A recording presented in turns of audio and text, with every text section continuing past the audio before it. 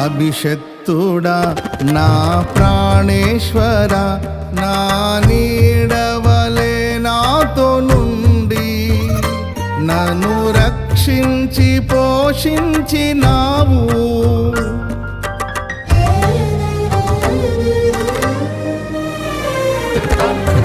నేనెన్నడు నాకై ఆశించని నీ దీవెనలతో తృప్తి పరచి